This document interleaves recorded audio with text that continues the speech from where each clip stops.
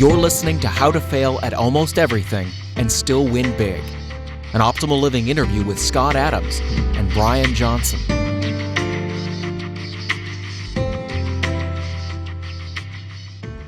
Hi, this is Brian. Welcome back to the Optimal Living interview series. Today, I am thrilled to be chatting with Scott Adams, who, among many other things, is the creator of Dilbert, one of the most popular comic strips ever. He humbly says over the last quarter century. I will say ever. At the time he wrote the book that we're going to talk about today, he had created 9,000 comic strips. And I just find that in and of itself astonishingly inspiring for all of us as we choose what we're going to dedicate our life force to.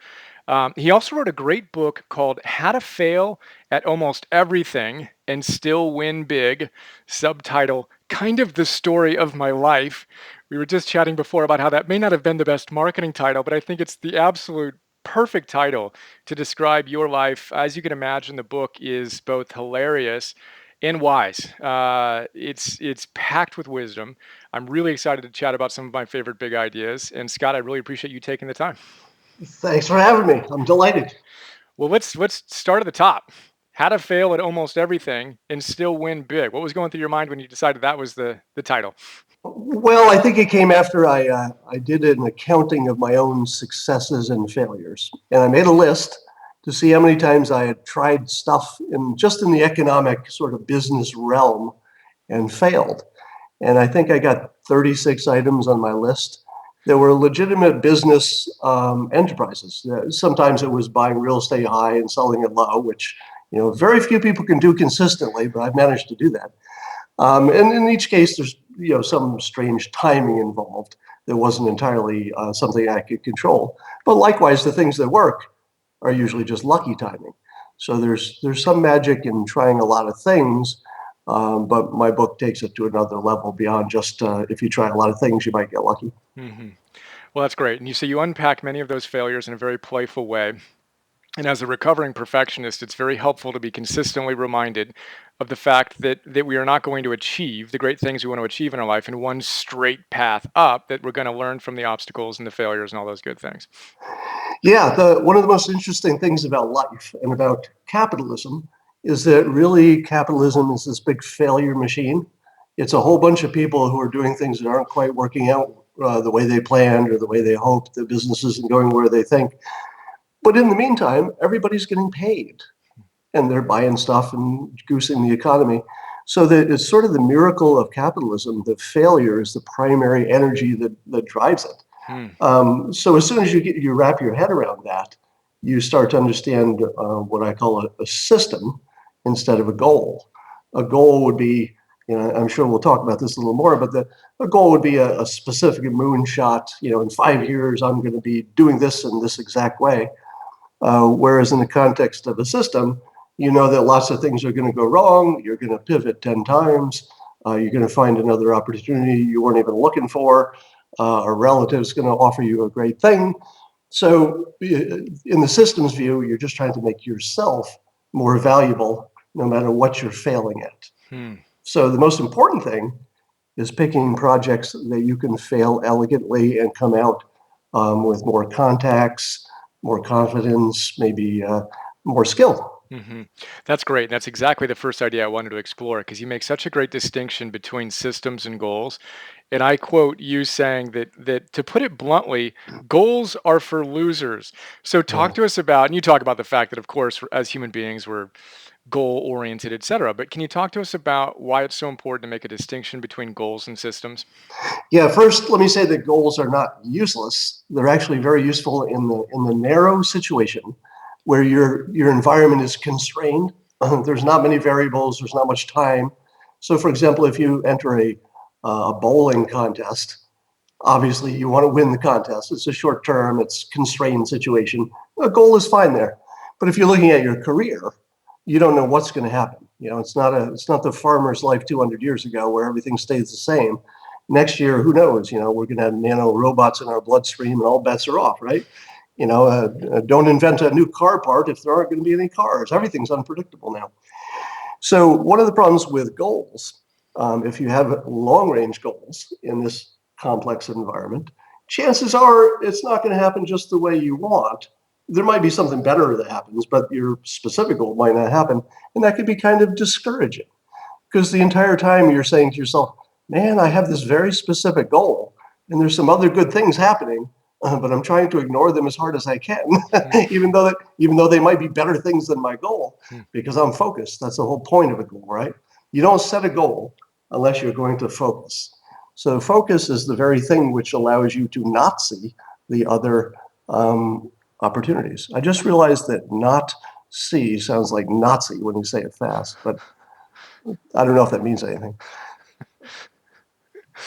Well, let's talk to us about systems. And even as you approached, you'd share your story, right? So you knew you wanted to be a professional cartoonist. So can you talk to us about how you navigated that? What would appear to be a goal, or at least a vision or purpose or destination you want to arrive at? How did you integrate this wisdom in your own process? Well, there are lots of individual things I tried that had a pretty specific objective, but the larger picture is I'm trying lots of things. And I'm also trying to do things which, in failing, will build me another skill that makes me more valuable the next time I go in. If you study startups, for example, there's a fairly well-known sort of rule of thumb that says your first startup that you try, your odds are, let's say, 1 in 20, 1 in 10. It's pretty bad. But the second one you try, after that first one fails, and it usually does, your odds sort of double. They're still not great because the startup world is not a high odds thing, but it doubles.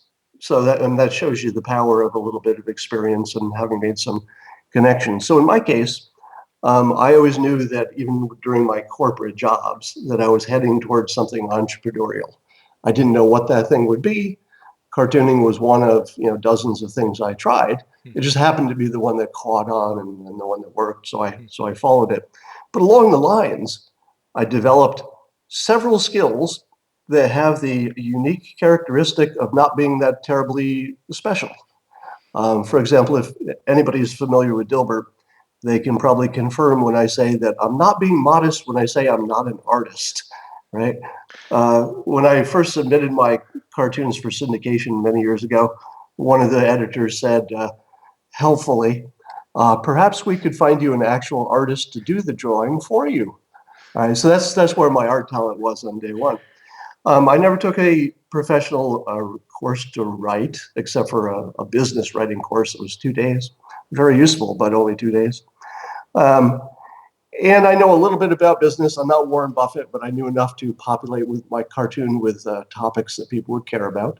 I had, in a business degree that helped me market it in a way that was a little bit advanced for other cartoonists. So I was strong within my field. And if you add together that and a few other things, you get a person who's sort of in the top 20%, maybe in the top 10% of several skills, which when you bundle them together, make me quite unique. Because if I give a speech, for example, in a room full of let's say 1,000 people, in a group of 1,000 people, there are probably 50 to 100 people who are better artists than I am. Probably 50 people who took some advanced writing course, have read far more than I have. People who are better at business, they have more experience, and right down the line. But find the one who has the same half dozen weird things that I cobbled together to make my experience unique, and good luck finding that. So then your system in that, you say it's not so much the goal of succeeding in business needs to be replaced with the system of being a serial entrepreneur, right? Where you're going to go, fail forward basically and just get better and better. And we'll see how all these skills come together in the future. Right. So at this point in my life, I've created this sort of a virtuous situation where I have so many connections that it's hard for me to sit in a room with other people and at the end of it not say, you should be talking to this guy that solves your problem and his. So that stuff just happens every time I'm in a room now because I know enough people that I can do that. So in fact, I've tried to take that skill to Berkeley where I'm an alum, trying to help organize their startup system. Sort of a disorganized ecosystem, and I'm working on that. So it's just, again, I have no specific goal for the Berkeley ecosystem where I'm spending lots of time just trying to improve that system. But in the process, I'm meeting a ton of people who are very useful to my own startup, to my life as a cartoonist. I'm in the throes of building a little video and photography studio within my house. This is something I have zero knowledge about, but it turns out it's useful for everything from the Berkeley project to my startup to the Dilbert world and 5 things I haven't thought of yet. Mm-hmm. In about a month, I will be in the top 20%, maybe the top 10% of people who know how to use photography and lighting. I will be nowhere near professional level, but I can still do most things, right? I could do a little video promotional thing in my house, whatever. So here again, I probably will never make a viral video that sets the world on fire because of my little set of equipment I'm buying. But I'm going to be in every conversation when it comes up. I'm going to know what somebody needs to do. And it's a problem that every startup has. How do I make a little cheap video to show my thing? Mm-hmm. So this is just one more example of something that doesn't have a specific goal. It has a whole bunch of things that could be good about it. But the only thing I know for sure is that I personally will be far more valuable in a month. Mm-hmm. And that, bringing it back to the system lens, that's what you're doing, is you're constantly getting a little bit better in a lot of different things that interest you, following that trail wherever it leads you, not knowing exactly where it's going to go. Yeah, I would say I would actually subtract the word interests me. You have to have a sufficient base level of interest, but I don't want to get toward anything that's like passion. Mm-hmm. When I try to accumulate skills, they're based on usefulness and broad application, right? That's awesome. Yeah. So I'm not going to spend too much time developing some tight little skill and flower arranging if it doesn't have some help to the rest of my life. Yeah, it's a great distinction, passion versus skills. I chatted with Cal Newport, who wrote a book called So Good They Can't Ignore You, and he makes a great distinction there. And then just to celebrate our Berkeley connection, I started my first business after dropping out of Berkeley Law School. So that served me well. I realized that wasn't it. I don't know if you know this, but law school was my original ambition. I remember reading that, yeah. Yeah, I was pre-law, at least in my mind, as an undergraduate. You were wise enough to know that you were able to run through that process in your mind fast enough to realize it wasn't worth it. You know what it was is that the law, at least a lot of it, is sort of a win-lose proposition. If I do a good job, somebody is going to have a little less of the pie. It's quite often the case.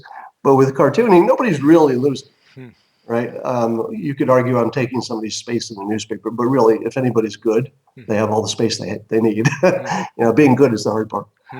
And developing the skills to get you there. So one of the things you talk about in terms of your keys to success is making the distinction between deciding and wanting.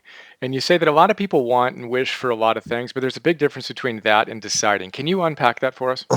Yeah, I heard this I wish I could attribute the original quote. There was some millionaire who was profiled on some show years ago, and it's just one of those things that sticks in your mind forever, and then it just becomes a part of you, literally. It becomes your own philosophy over time.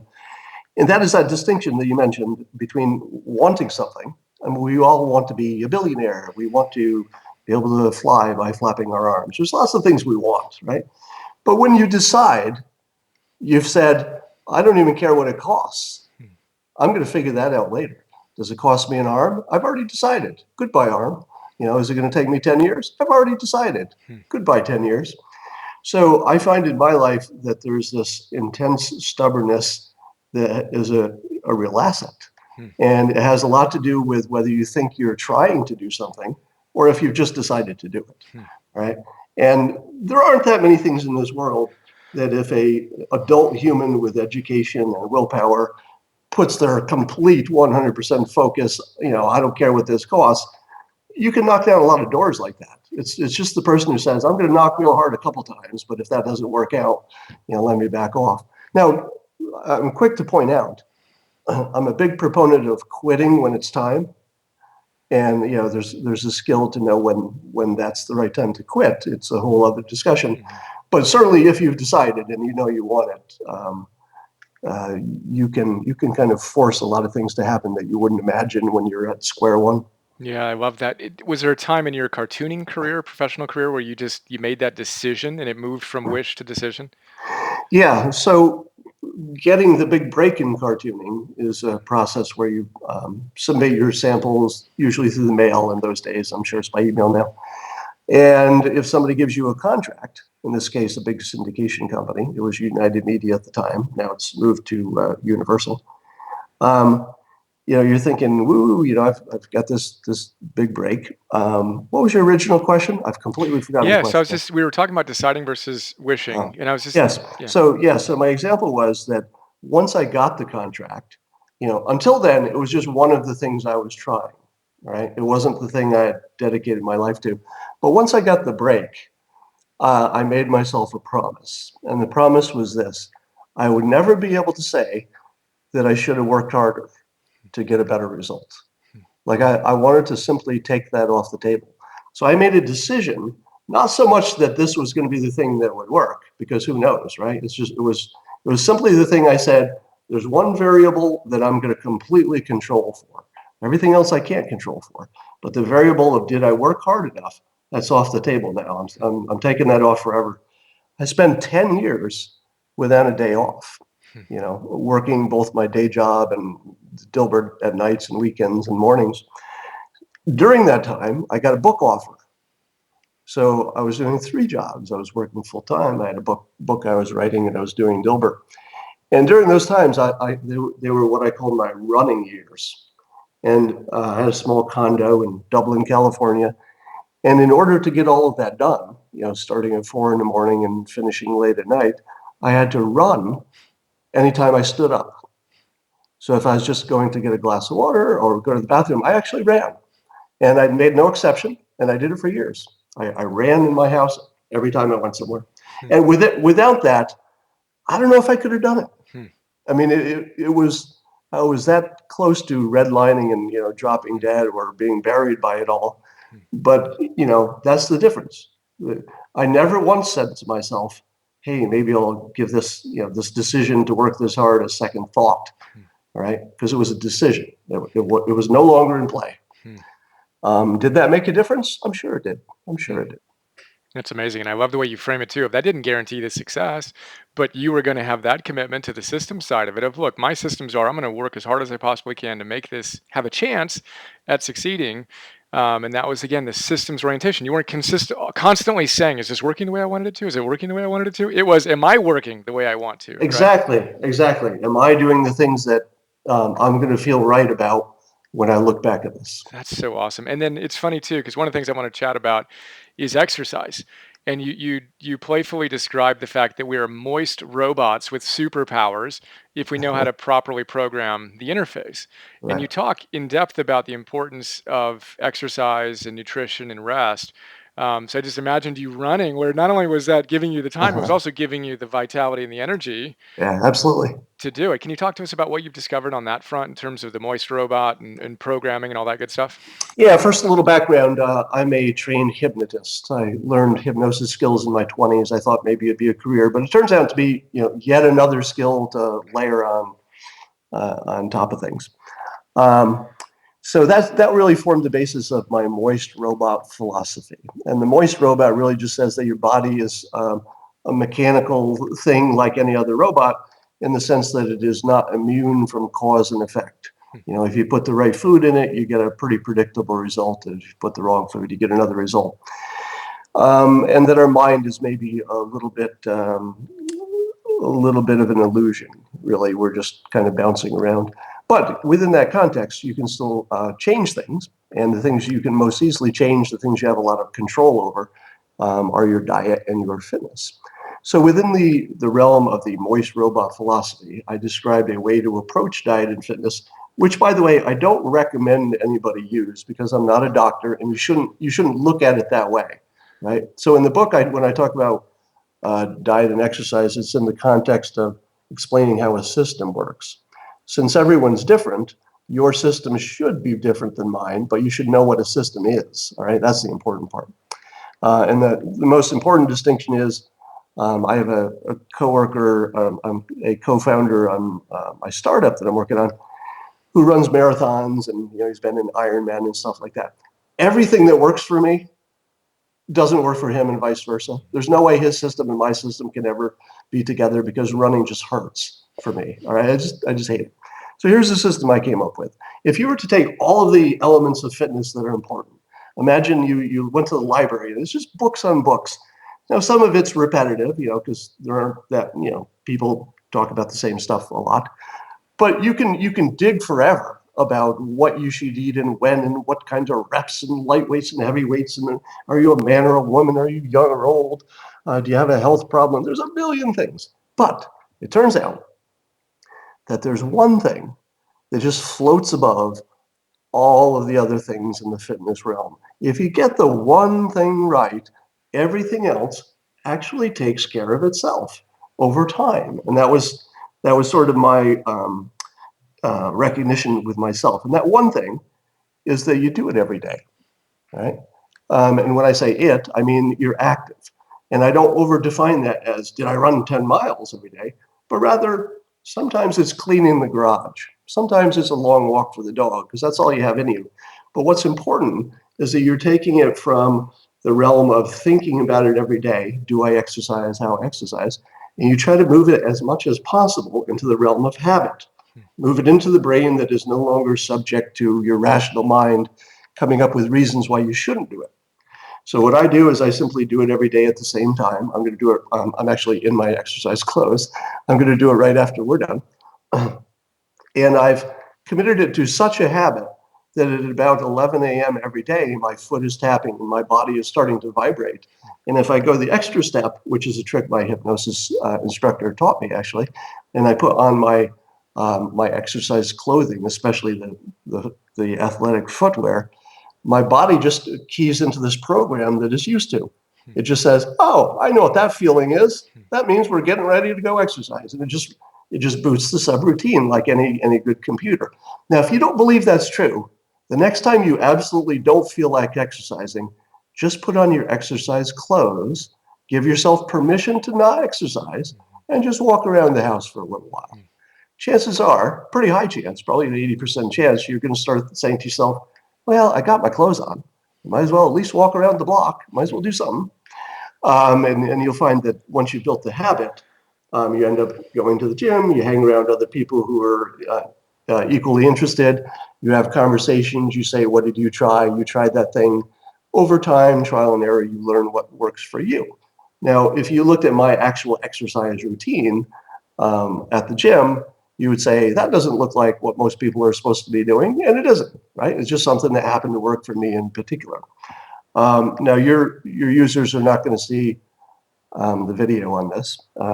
So we're talking live on Skype, and I'm going to do something terribly narcissistic. I'm actually going to show you my six pack. Let's do it. We got the. I was going to say you got the Nike swoosh rocking it. So I don't know if you can see here, but so I'm about 60 years old, meaning I'll be 59. I'll report he's looking jacked. In the coming year. Chances are you've never seen anybody my age who isn't doing something professional that would look anything like the way I've sculpted my body. And I put no effort into it. I eat anything I want all day long. And again, on the fitness side, the trick, the system, if you will, is that I've learned over the years, and I put great effort into this, learn how to flavor the foods that are already good for me. So if I said to you, or let's say not you, but let's say some regular person who's not paying attention to their diet, if I said, start eating healthy tomorrow, everything they put in their mouth would be sawdust and cardboard and plastic, and that's what it would taste like, because they wouldn't know how to flavor it. They wouldn't know how to prepare it. And if they did, maybe it would take so long that they say, damn it, this is all so hard. Mine is, I don't even cook things. Most of the things I eat are raw, so there's no preparation time. I know how to get enough proteins. I've solved for that. But anyway, the point is that if you simply learn how to flavor the good foods, and if you go out of your way to learn which foods are good, that you change your effort from one of willpower, which is painful and will eventually talk you out of eating well, into one of knowledge. So my system summarized for diet is that I convert the need for willpower into simple knowledge that I accumulate over time. I'll give you an example. The listeners can play along with this. Let's say I go to the salad bar and you and I both want to eat healthy. Maybe we're watching our waistlines, and it's a terrible salad bar, and all it has is a white potato and some plain pasta. And if I were to say to you, which do you pick? Now, I say this in front of an audience, and I won't put you on the spot, but I think you actually know the answer, is that the glycemic index of those two things turns out to be quite different. All right. Now, neither of them are health foods per se, but if you picked the potato and I picked the pasta, and you kept picking those choices and I kept picking my choices, you would think that you and I were eating the same food, and I must have a fast metabolism because I'm not gaining weight. The truth is, I just knew that the glycemic index of pasta was low compared to a white potato. So I chose correctly. I used knowledge. Maybe you had to use willpower because now you got to eat less. I didn't need any of that. So if you combine some kind of a system of learning for your diet and just say, I'm going to eat as much as I want whenever I want. That's really what I do right now. It's just that it'll only be good stuff. And over time, I'll make sure I know how to flavor it. And then for fitness, you just make sure you do it every day, and you're going to be around people who care about that stuff and give you tips, and you'll pick it up by osmosis. Yeah, there's so much in there. And thanks for the six-pack show. But the couple things I want to highlight, the distinction you made, which was another one of the things I wanted to make sure we talked about, of if you want to make anything a habit, don't say you're going to do it Monday, Thursday, and every other Wednesday. Do it every day. And you say the worst thing you can possibly do is to decide which day you're going to do it. Install the habit, put it into the system, robot style, so that it just gets done. And then even with the nutrition too, you make the distinction of losing 20 pounds as a goal. Consistently getting a little bit better and eating well is a system, right? So we want to orient toward that and have the same willingness to fail that you do entrepreneurially, where, wow, when I ate that, I tested it and that just didn't quite work. And I tried this approach and I felt that way. Let me try something else. And we're getting a little bit better. So let me compare that approach to someone who is trying just the willpower, let's say just put the spoon down, push the chair away from the table approach. Let's say you're doing that one and I'm doing my system. I'm learning stuff and you're using your willpower. And let's say at the end of 2 months, you've lost 10 pounds, because people do, right? People can lose a lot of weight with their willpower. But you check back in a year, chances are, because willpower is hard to maintain, you may have gained back your weight. Let's say I've gained back my weight too. Let's say at the end of the year, we did nothing. Like we both struck out. But you're going to try it again, right? People don't diet once in their life and say, well, I tried it once when I was 25 and that didn't work out. The second time we try it, I'm starting from second base. All right. I already know what to eat, but I don't know enough, right? I haven't taken it to whatever level is sufficient to make a difference for my body. So I might be 2 steps away. You're starting from scratch again with your goal that didn't work. And even in some cases, a couple steps behind scratch, because now you're feeling worse and you don't feel like you know what you need to do, versus you have a experimenter's lab coat on and you're willing to test different things and really know that the systems will deliver the long-term results. And I don't have a specific time frame in mind, so that in my example, I really wouldn't be checking in a year. I would just say, do I know more today than I knew yesterday? That would be my metric. Yeah, and it's the deciding versus wanting. It's not I kind of wish I was doing this, whatever. I'm going to do whatever it takes for however long it takes to get to a place where it's effortless for me to maintain an energy level that's optimal.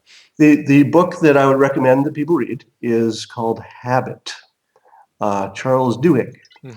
And he talks about the fairly recent science of habit and how you do want to move some elements to habit as much as you can. Let me just say one other thing about that, about exercise, about doing it every day. Several times a year I do this. I put on my exercise clothes. I'm still not really feeling it, but I figure I'll drive to the gym because it usually works out. I get there, I park, I walk into the gym, I go into the middle of the gym. I literally stand in the middle of it. I look around, and sometimes, about 4 times a year, I say, nope. And I literally turn directly around and walk straight out the door, get in my car and drive home. And here's the key. It's a success. You won. It's a success because I'm working a system. My system is, did I go every day? Right? And if only 4 or 5 times I have to turn around, well, that's really just common sense within a system. It's not, those days I really just didn't have it. So I never have the sensation that my exercise isn't working. only have the exercise that, maybe something blew up that day. Yeah, that's awesome. Charles Duhigg, The Power of Habit. And you referenced even putting on your shirt. When you were describing that, I was thinking of Charles Duhigg, and he would describe that as a cue, right? So we have a cue, which then subconsciously triggers the habit that in our model here, we have the robot that, NASA supercomputer subconscious mind that we've hypnotized by putting on the clothes is now going and effortlessly doing that which we otherwise had to struggle to do. Yeah. In hypnosis, we would call it a trigger. Cool. Or a Cue trigger. key, Yeah, or yeah. a key or a trigger. Those would be two words. And so the things that I learned in my 20s in hypnosis, which at the time was not grounded by a ton of science, it was pretty much experimental. People would say, "Look, we keep doing this and we keep getting this result. Try it for yourself, see if it works." So that pretty much was all the rigor of science we Yeah. had then. But over time, almost all of it, except some of the weird trance claims, which I don't subscribe to. Pretty much all of it has been demonstrated by studies at this point, Yeah. especially the habit stuff. That's awesome. One of the ideas I want to make sure we touch on is you talk about where are you going to be at 6:20 a.m. on a Saturday in 2017. This just fired me up. Just this idea that you talk about Barry Schwartz and the paradox of choice of let's just constrain the number of choices we have. Right? And you can't remember the last time you had to think about what you're going to do when you wake up in the morning and you jokingly say, I'm happier than the person that's spending 2 hours mapping out their day. I've already done 2 hours of work. Can you talk to us about consistency as it applies to creativity and just those rituals? Yeah. So creativity is kind of a special case. Most creative folks, especially if they're in their writing, if they're doing any writing at all, usually prefer either late night or early morning, which I call really the same segment of the day, sort of the dark hours. Um, and I don't know why. I assume it's just something with the biorhythms or the natural cycle of your body. But if you try to violate that, you're just in trouble. I've never done a useful thing in the afternoon in my life, and my body just doesn't support that for some reason. So some of it just makes sense. But I love that morning ritual because of the certainty. My mind is the most clear. I have the fewest distractions. By 8 a.m. this morning, I had worked 4 hours. And if I quit, if I had knocked off at 8 a.m., an hour before a lot of people show up for work, it would have been a completely successful day because I'd written a blog and two comics and done all my social media. Hmm. Now, as it turns out, I have 100 more things to do today. So, I'll be going late into the night, as I often do. In my case, I make sure that everything I do is within the pleasant realm and the people I'm working with I like to be with, and it's intellectually stimulating. So these long hours are almost entertainment to me in some sense. But the discipline of always knowing where you're going to be, as you said, removes choice. It gives me certainty about my schedule. When somebody says, how long does it take you to build this many cartoons to hit this deadline? I don't have to guess. I always know. Um, and I use the same method for a lot of my work. For example, the socks I'm wearing. I just buy a lot of socks of the same type. I only pretty much only wear these color Nike shirts with 3 different shades. That's about it. You're extravagant. I have one. I'm wearing a white T-shirt right now, and I have about a dozen of these. I don't. Too much color can make you confused, right? but I don't have to decide. I do them in order that they're hanging on the rack. Nice. But So, just using, and you jokingly say you don't waste brain cells on these things. Like you want to dedicate it to something that actually matters. You don't need to use those precious little brain cells to compute what you're going to be wearing on a daily basis, right?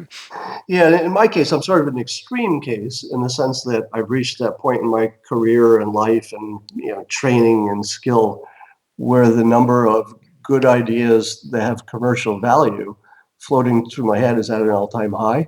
So being distracted because I can't find where my pen is to write down something is like a serious problem, right? So one of my systems is that I put a pen and pad within 7 seconds of every place in my house. So there has to be a working pen and something to write a note on 7 seconds from any place I could be in the house. That's awesome. It's the little things that matter. I want to talk about why not be the first? So you cured yourself. Was it focal dystonia? That's how you describe it? Well, I Oh, had both a focal dystonia and a spasmodic dysphonia. They're part of the same family. One involved my pinky finger on my drawing hand, and the other was my vocal cords. and you were told by your doctor when you asked him what can I do, and he basically said find another profession, right? With this focal dystonia or the dystonia that was on your hand. Yeah. And you talk about the odds, and you were told that it was basically incurable. No one had ever cured it, and you make the really really powerful distinction of you didn't care. You decided that you were going to be the first one ever to do this. Then you did what it took to make it happen. Can you talk to us about that psychology and just how we can embrace that?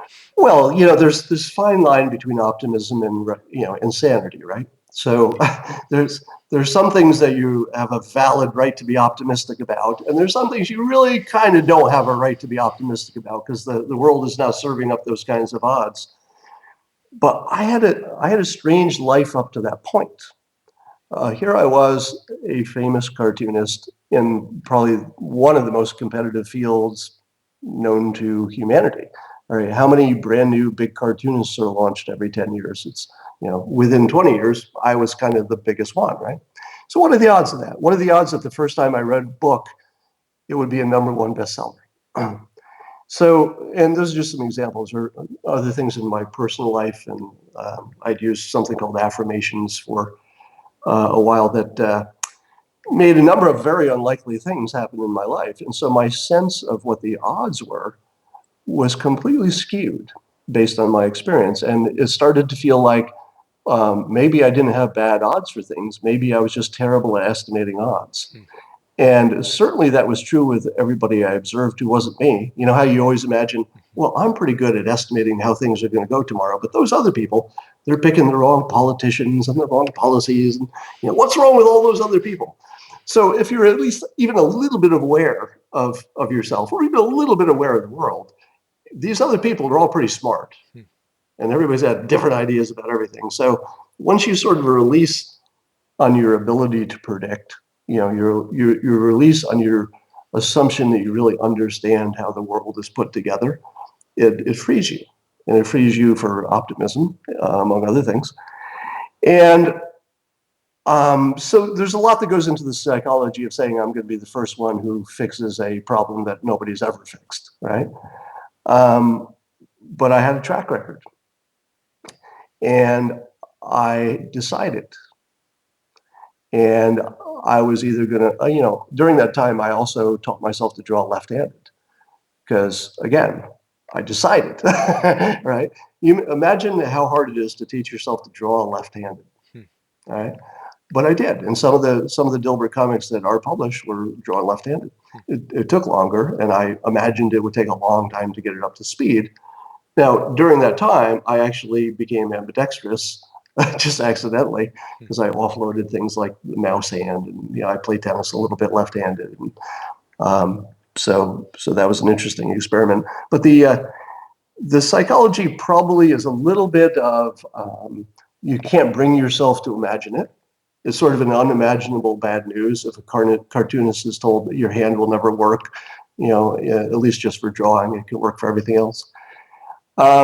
So there's some disbelief, there's some optimism, and there's some track record that says, I'm not sure I can understand the odds of anything.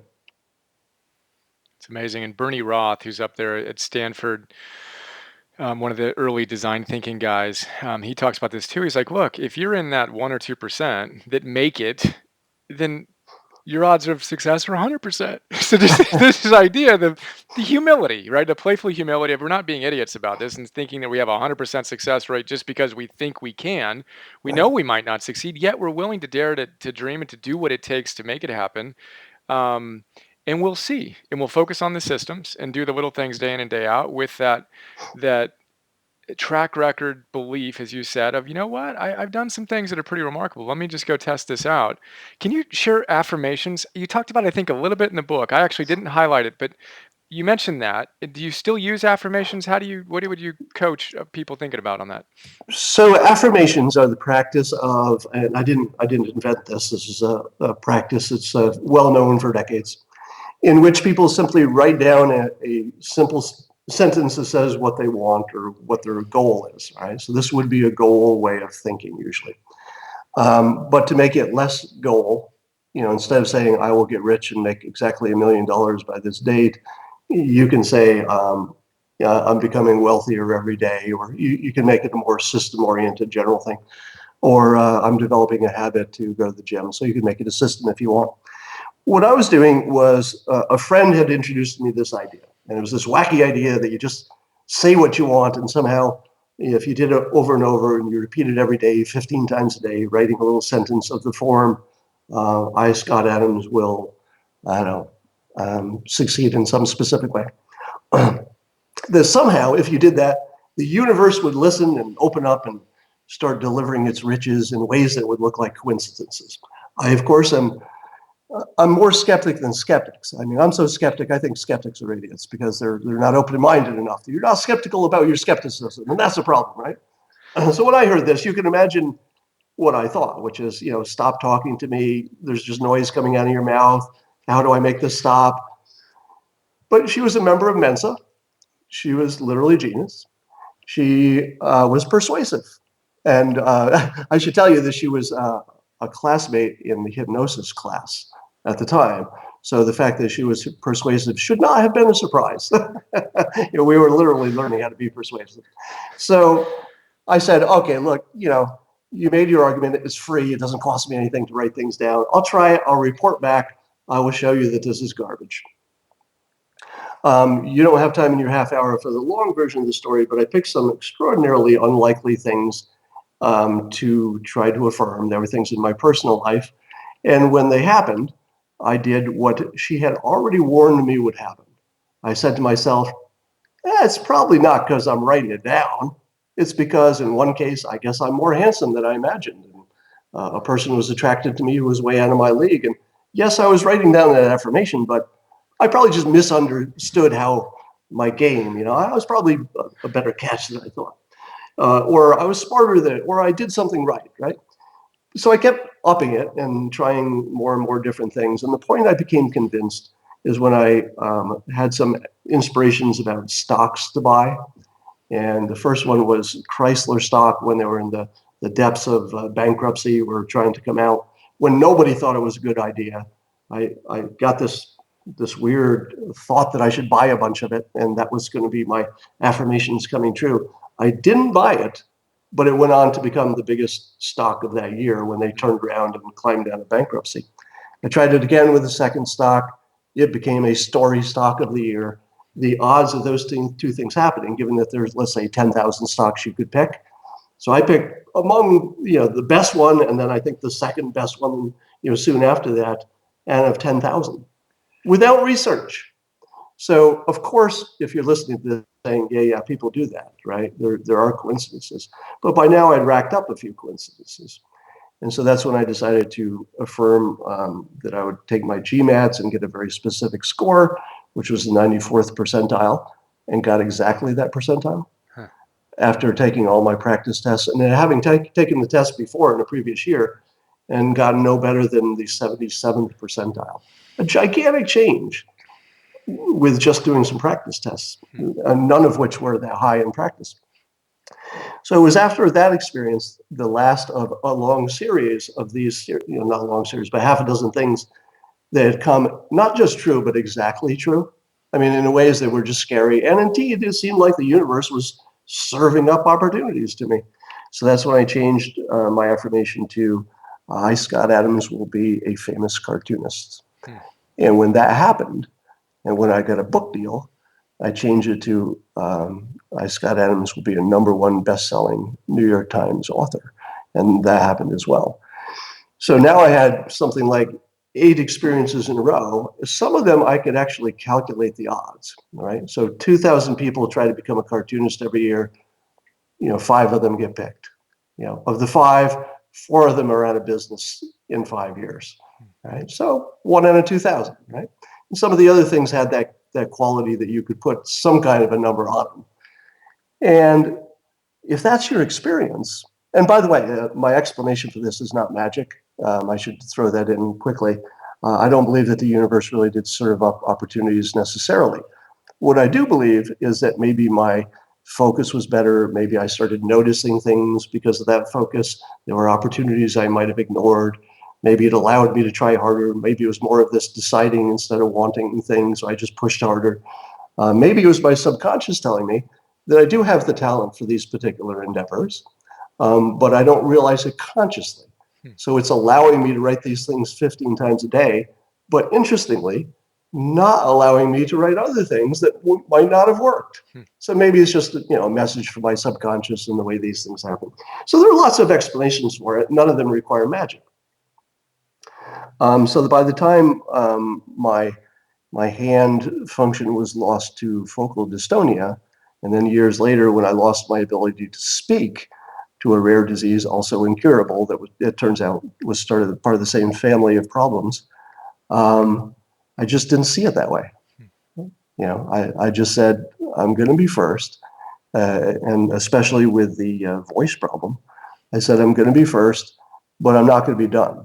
All right. After I fix me, I'm going to fix it for everybody. I'm going to, whereas I said in my book, I'm going to burn down the jail, free the prisoners first, burn down the jail second, and then I'm going to shoot the warden.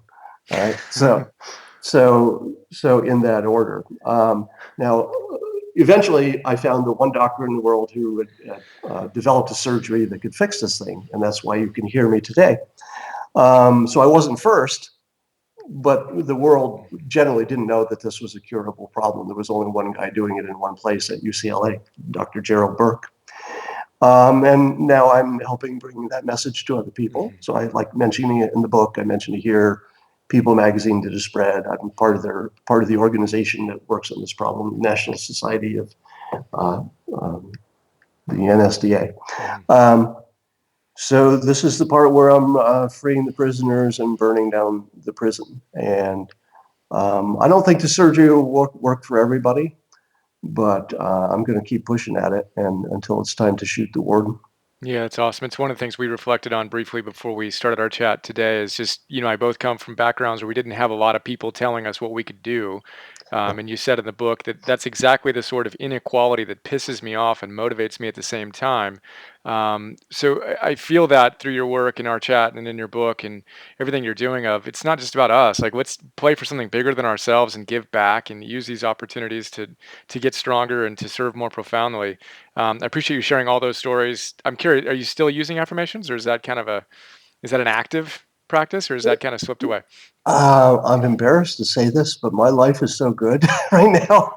I would tell you my average weekday, just pick a day, a Wednesday, is so much better than most people's best day they've ever had in their life.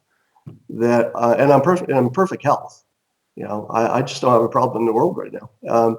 So as you say, my focus has turned outward. I probably couldn't spend all the money that I've already made personally, but I still work, insane hours. I still work every day. And now my focus is on what can I do for somebody else? Because every penny I make from now on is going to be directed to something useful that's outside of me. Well, Abraham Maslow comes to mind. If he says the self-actualizer, the dichotomy, apparent dichotomy between work and play dissolves. Like, are you working or are you playing? Are we working and playing right now? Like, let someone else decide that, right? As James Michener said, I'm just living. Like, this is just what I get. So the way I like to describe it is that you're born as a baby and you're 100% selfish, and you need to be, right? Because you can't really take care of yourself. As you become a teenager, you're sort of halfway in between. Then you're raising kids and your focus turns outward in your kids, but you're still a little selfish. Ideally, at about the time you die, you have none left. You've literally given it all, right? So if I could imagine a perfect end to my physical body, I do plan to transform into software and live forever. That's another story. But a perfect end to my physical body would be nothing left. All right. So that's what I'm shooting for. Right on. Is there anything that we've discussed or anything that we haven't talked about from your book that you want to make sure we highlight? I think you've done a tremendous job of hitting the high points. If you get the systems versus goal idea, that's probably something you'd want a deeper dive about. So I would say that's the best part of it. That's great. And then that kind of leads to how I like to wrap up these chats. If you could only share one piece of wisdom with someone who's passionate about optimizing their lives, what would that one piece of wisdom be? It might be something we chatted about, it might be something outside of that. Yeah, this is where I like to throw in my philosophy of life that's condensed from everything we've talked about and everything else. It comes down to two words: be useful. Hmm. It turns out that if you're doing things and even if you're failing, if you've built new skills, chances are those skills are not just useful to you. They're going to be useful to someone else, right? So if your life is moving in a direction where your usefulness to other people is either increasing or your potential for that is increasing, chances are you're going to be happy. All right. Our happiness is somehow directly linked to, am I doing the right thing? And you know the right thing because it just feels right in your body. You physically, your stress goes away. You can do amazingly hard things if you're sure they're the right things. All right. But if you think you might be doing the wrong thing, like your assignment at work may be a complete waste of time, you can never feel right about that. And if you're not right with other people, you can never feel right about that. And if you're finding one way to be right with everything, ask yourself if you're useful. And if you're not, find a way to be. Hmm. Right on. Scott, I appreciate you taking so much time and just who you are and what you've committed to in your life. And thrilled to be connected. And Brian, thanks for the opportunity. I appreciate it very much.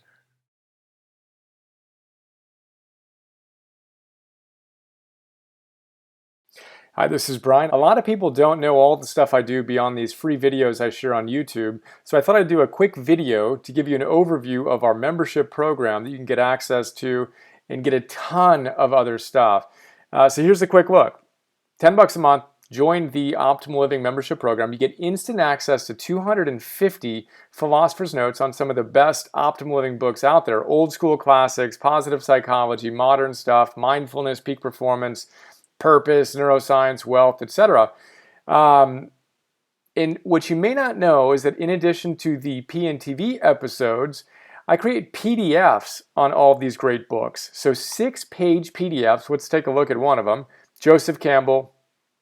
You want to figure out how to live your hero's journey. Well, this is a great place to start. I basically pull out my favorite big ideas, riff on them, connect them to other books and other ideas, and help you apply this wisdom to your life today.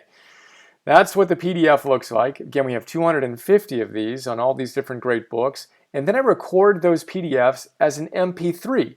So you can listen to that MP3 while you're on a walk or working out or doing some errands or whatever. That is Philosopher's Notes. A lot going on there. And then in addition to Philosopher's Notes, you get access to Optimal Living classes, Optimal Living 101. Idea here is that all those great teachers come back to the same big ideas again and again and again. I distill those ideas into classes. Super practical, fun, inspiring classes ranging from Habits 101, Confidence 101, Getting Stuff Done 101, Meditation 101, instant access to all those classes. And then future classes include Relationships 101, Energy 101, Purpose 101, Business, Goals, etc. Those are our full-length classes. And then I create micro classes, 2 to 3 to 5 minute little bursts of wisdom on my favorite great ideas from these great books across the domains that you want to optimize in your life. So we have dozens of these so far. I create 50 new micro classes every month and 10 new Philosopher's Notes every month for $10 a month. So we're blessed to have thousands of members who are enjoying the program and sharing some incredibly kind words with us. And super simple, $10 a month, cancel anytime. Would be honored to be a bigger part of your life. And I appreciate your support. And here's to optimizing and actualizing.